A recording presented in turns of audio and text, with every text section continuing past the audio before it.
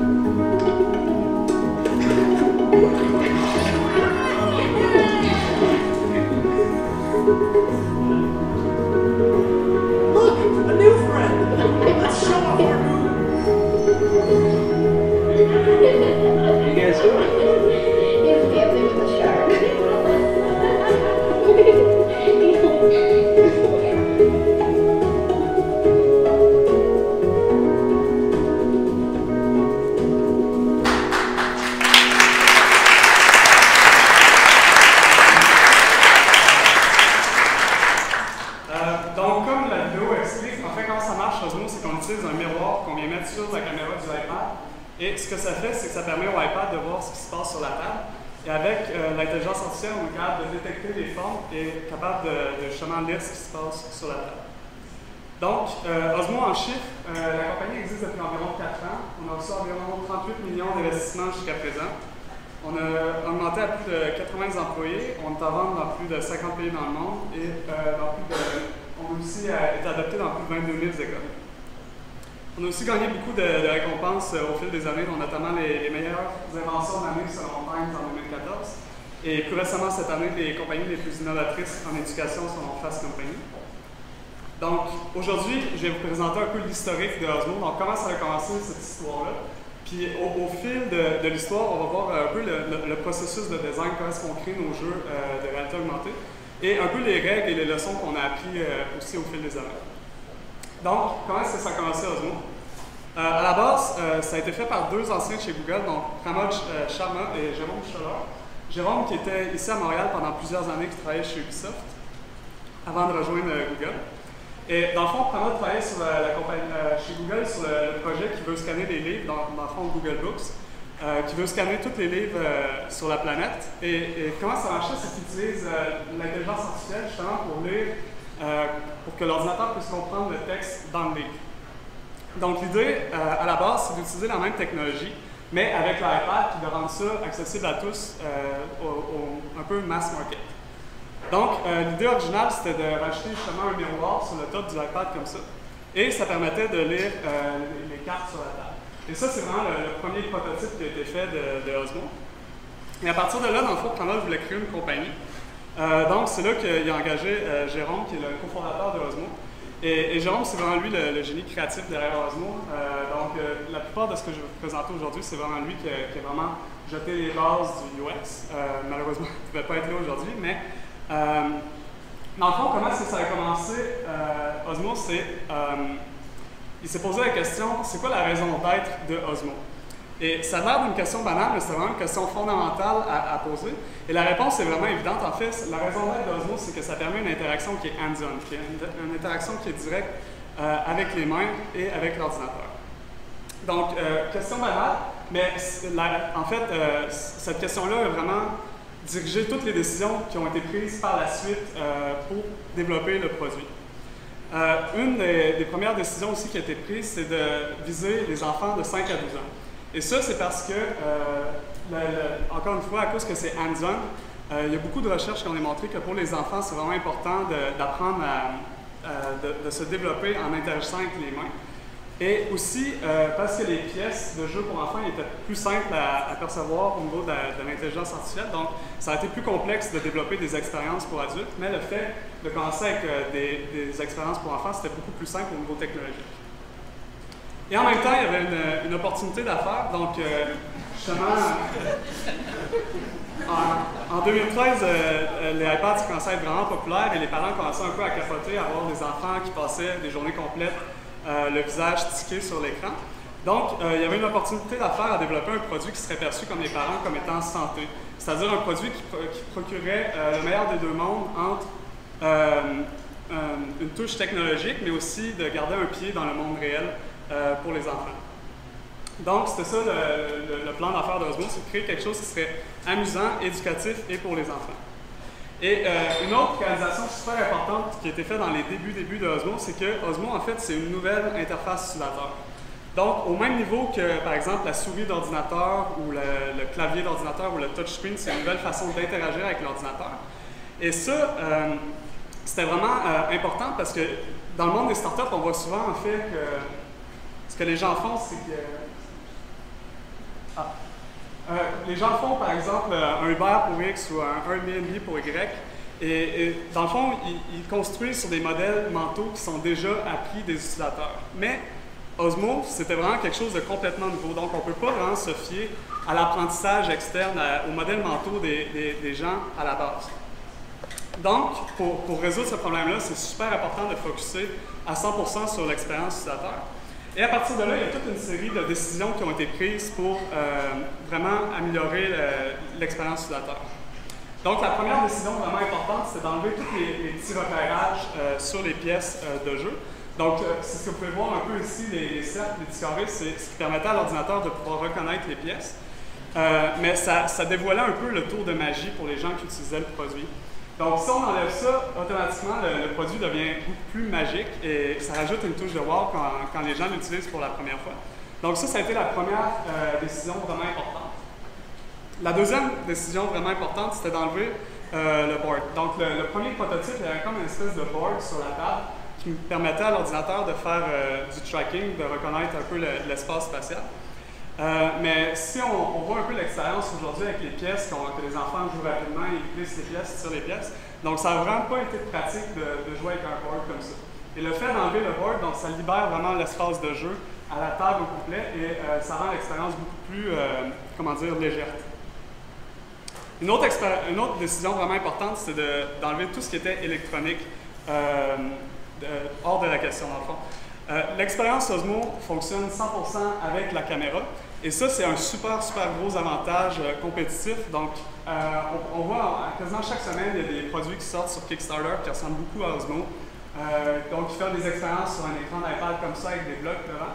Mais ces produits-là font de l'électronique. Donc, les blocs sont extrêmement coûteux et complexes à produire. Et au contraire, nos blocs, c'est des blocs de plastique qui sont vraiment cheap à construire. Et pour l'expérience utilisateur, pour l'utilisateur, pour l'enfant, il ne voit pas nécessairement la différence. Et il s'en fiche un peu de comment ça marche, en autant que ça marche. Et ça nous permet de vendre des produits au même prix que ce type de produit-là, mais de faire une marge de profit beaucoup plus élevée.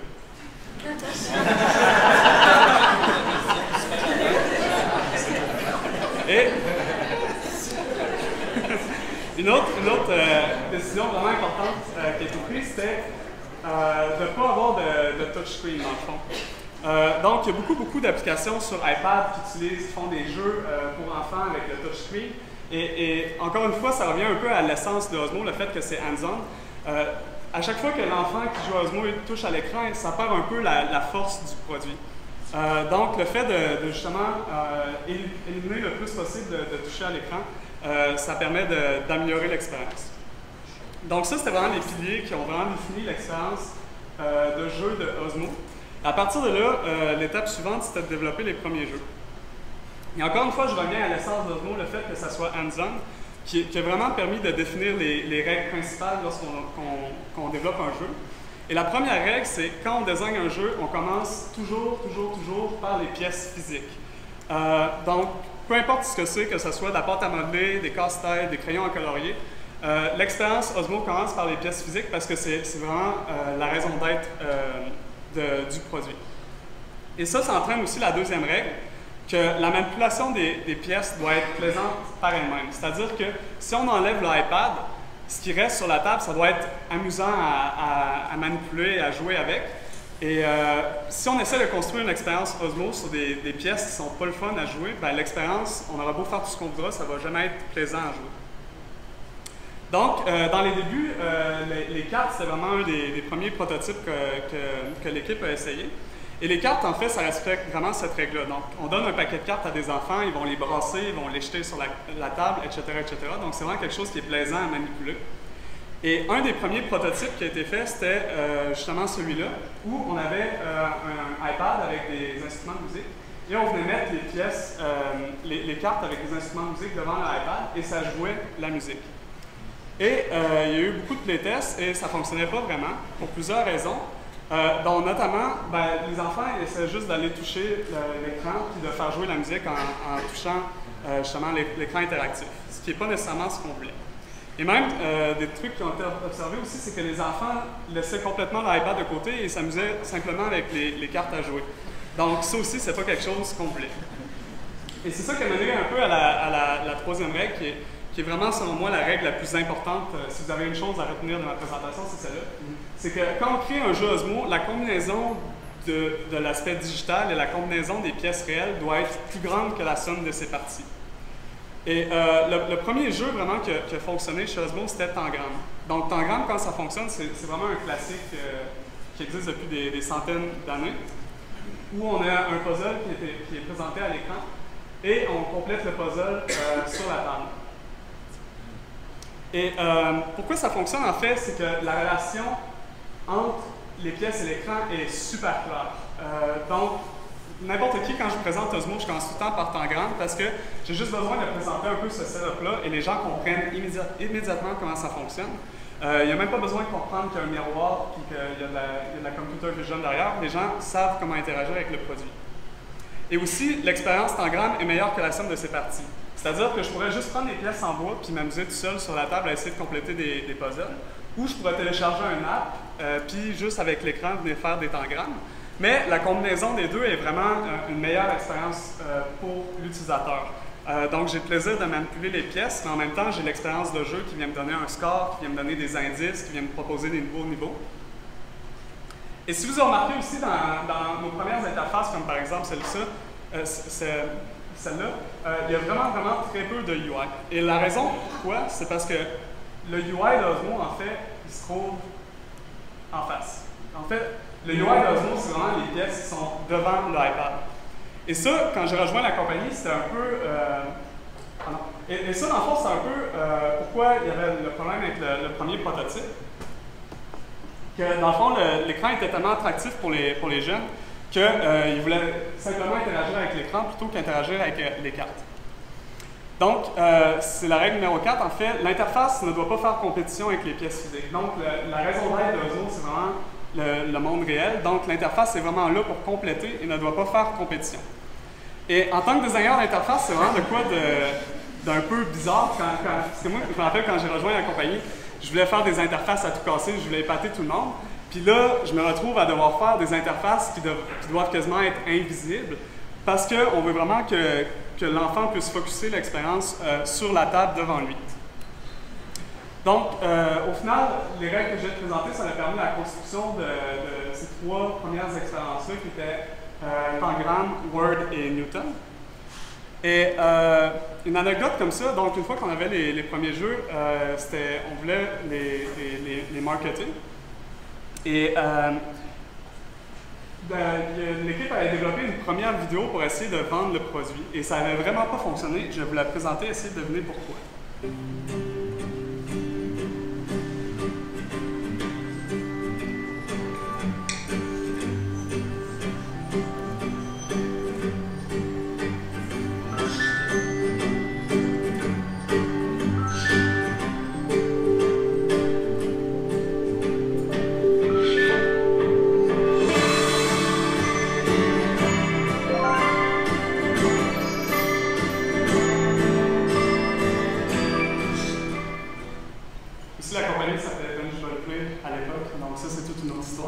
Mais, donc, en fait, les gens qui réécoutaient la vidéo, ils pensaient que les pièces, en fait, produisaient vraiment l'effet de lumière et l'effet d'électricité sur la table. Et, en fait, on s'était vraiment planté parce que, en fait, l'idée à la base, c'était de montrer, d'essayer de communiquer la partie magique, l'expérience magique de Osmo, mais la vidéo le faisait avec des effets spéciaux et les gens pensaient que ces effets spéciaux-là se produisaient pour vrai. Donc, ce qui mène à la règle numéro 5, en fait, c'est vraiment important quand vous travaillez sur des nouvelles technologies comme ça, d'être super, super explicite. Donc, de vraiment marteler autant que possible le concept, comment est-ce que ça fonctionne, tout ça. Parce que les gens, la plupart de notre public cible personnellement, mais pour vraiment toutes les compagnies, la plupart des gens ne sont pas vraiment adeptes technologiques. Et quand vous leur dites, par exemple, réalité augmentée, tout ça, ils n'ont aucune idée de qu'est-ce que ça implique. Donc, si vous leur montrez des éclairs, ils vont penser que les éclairs font partie de la réalité augmentée. Et ensuite, il y a une deuxième tentative de vidéo qui a beaucoup mieux fonctionné. Et je vais vous la montrer. Donc, comme vous voyez ici, on prend vraiment le temps de montrer le iPad, on montre le miroir, la caméra, on montre que les jeux viennent dans des boîtes, on montre qu'il y a une application qu'il faut ouvrir. Et on montre l'interaction vraiment, vraiment lentement.